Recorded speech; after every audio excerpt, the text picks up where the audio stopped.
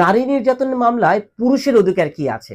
বর্তমানে বাংলাদেশে আমরা প্রায় সময় দেখি যে বাংলাদেশে একটা অভিযোগ যে নারীরা মিথ্যে মামলা দিচ্ছে, এবং মিথ্যে মামলার স্ট্যাটিস্টিক্সটা যদি আমি দেখি সেই ক্ষেত্রে 100% এর মামলার ভিতরে 80% মামলায় পুরোপুরি মিথ্যে, আর 10% মামলায় সাক্ষী জানার অভাবে মামলাগুলো শেষ হয়ে যাচ্ছে। আর 10% মামলার ভিতরে সাক্ষী যারা আর্গুমেন্ট পর্যন্ত যায়, ট্রায়াল ফেস করতে হয়, এবং সবশেষে 1% মামলায় পানিশমেন্ট পাচ্ছে। অর্থাৎ 99% মামলায় নারী নির্যাতনের মামলা মিথ্যে প্রমাণিত হচ্ছে। এখন কথা হলো যে যদি কেউ নারী নির্যাতনের মামলা করে সেক্ষেত্রে পুরুষের আইনগত অধিকারটা কি আছে? দেখেন, যদি কোনো পুরুষের বিরুদ্ধে কোনো স্ত্রী বা কোনো মেয়ে যদি কোনো মিথ্যে মামলা করে, সেই ক্ষেত্রে প্রথমত আপনাকে দেখতে হবে কি মামলা করেছে।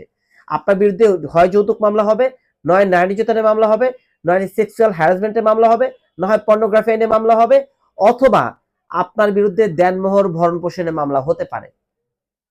এই মামলাগুলো যদি হয়, আপনাকে প্রথমে মনে রাখতে হবে যদি আপনার স্ত্রীর সাথে মামলা হয়, প্রথমত আপনি যদি চান বিষয়টাকে আপনি হ্যান্ডেল করতে, খুব ইজিলি হ্যান্ডেল করতে, সেটা হলো আপনার স্ত্রীর সাথে আপনার আপোষে চলে যাওয়া।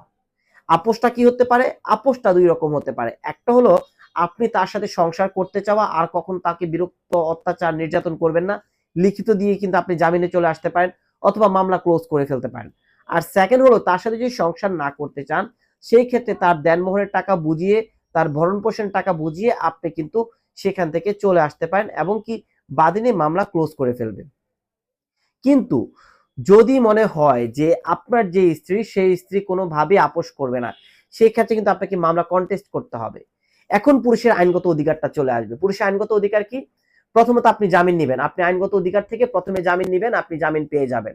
সেকেন্ডলি হলো জামিন নেওয়ার পরে সাক্ষী যারা আসবে, সাক্ষী যারা তো অবশ্যই বিশ্বস্ত ভালো আইনজীবীর মাধ্যমে আপনি জেরা করবেন বাদীকে যে আপনি উক্ত অপরাধ করেননি, উক্ত অপরাধে সহায়তা করেননি, এবং উক্ত অপরাধের সাথে আপনি কোনোভাবে জড়িত না হয়ে এই স্ত্রী মিথ্যে মামলা দায়ের করেছে আপনার বিরুদ্ধে।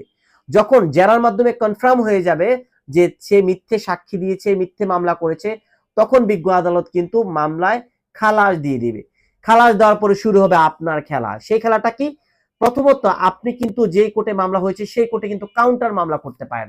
কাউন্টার মামলাটা হলো সেই যে মিথ্যে মামলা করলো, সে যে আপনাকে হয়রানি করলো, সে যে তথ্য প্রমাণ দিয়ে মিথ্যে প্রমাণিত হলো, সেই ক্ষেত্রে নারী শিশু নির্যাতন দমন আইনের 17 ধারায় কাউন্টার মামলা করতে পারেন। কাউন্টার মামলা করে যদি আপনি প্রুফ করে ফেলতে পারেন সে মিথ্যে মামলা করেছে, তখন কিন্তু আপনার যে পানিশমেন্ট হওয়ার কথা ছিল উল্টি গিয়ে বাদীর কিন্তু সেই পানিশমেন্ট হয়ে যাবে, এবং বাদী কিন্তু জেল খাটতে অবশ্যই বাধ্য। প্রথম আইনগত অধিকার। সেকেন্ড আইনগত অধিকার হলো, ধরে নেন আপনি ভাবলেন যে আপনার বিরুদ্ধে মামলা হতে পারে। এখন মামলা হতে পারে এই টাইপের যদি কোনো সন্দেহ তৈরি হয়, আপনি সাথে সাথে কিন্তু থানায় একটা অভিযোগ করতে পারেন, থানায় জিডি করতে পারেন। ধরে নিলাম আপনি থানায় অভিযোগও করেননি, জিডিও করেননি, তাহলে আপনার আরেকটা আইনগত অধিকার যে আপনি সংসার করতে চান, আপনার স্ত্রী সংসার করতে চায় না, মিথ্যে মামলা দেওয়ার ট্রাই করছে, সেই ক্ষেত্রে আপনার দাম্পত্য পুনরুদ্ধার একটা মামলা করে দিতে পারেন। কারণ আমি প্রায় সময় প্র্যাকটিক্যালি দেখেছি যখন দাম্পত্য পুনরুদ্ধার একটা মামলা করা হয়, তখন যখন তারা একটা মিথ্যে মামলা দিয়ে দেয়, তখন কোর্টও বোঝে সে তো সংসার করতে চাচ্ছে, তাহলে সে কেন যৌতুক চাইবে, তাহলে কি সে কেন নারী নির্যাতনের মামলা করবে। অর্থাৎ আপনি যদি প্রথমত আইনগত অধিকারটা আগে নিয়ে নেন, আইনগতভাবে আপনি আগে চলে যান, স্ত্রী যদি পরে যায় সেই ক্ষেত্রে কিন্তু আপনি আইনগত রেমেডিটা ভালো পাবেন, এবং কি মামলায় খালাস পাওয়ার সম্ভাবনা অনেক বেশি থাকবে। আর ফাইনাল যে স্টেপটা সেটা হলো যে আপনি যদি আপনার স্ত্রীকে আঘাত না করেন বা অন্য কোনো ব্যক্তির সাথে কোনো অপরাধ না করেন, সেই ক্ষেত্রে যদি কোনো ব্যক্তি মিথ্যে মামলা করে, মিথ্যে মামলার ডকুমেন্ট সকল কিছু থাকে, এবং 4 শুনানির পর মনে হয় যে এটা মিথ্যে মামলা না, মামলা চলমান, সেই ক্ষেত্রে এই ডকুমেন্টগুলো নিয়ে আপনি মহামান্য হাইকোর্টে যদি কোয়াশমেন্টের জন্য যান, আর সেখানে যদি বুঝাতে পারেন, তাহলে কিন্তু আপনি মামলায় কোয়াশ পেয়ে যাবেন, এবং কি এই মামলায় আপনার বিরুদ্ধে আর কোনো কিছুই হবে না। এরপরও যদি নারী নির্যাতনের মামলায় বা নারীদের কোনো মামলায় পুরুষের অধিকার বিষয়ে আরো কোনো কিছু জানা থাকে, অবশ্যই আপনি আমাদেরকে ইনফর্ম করতে পারেন।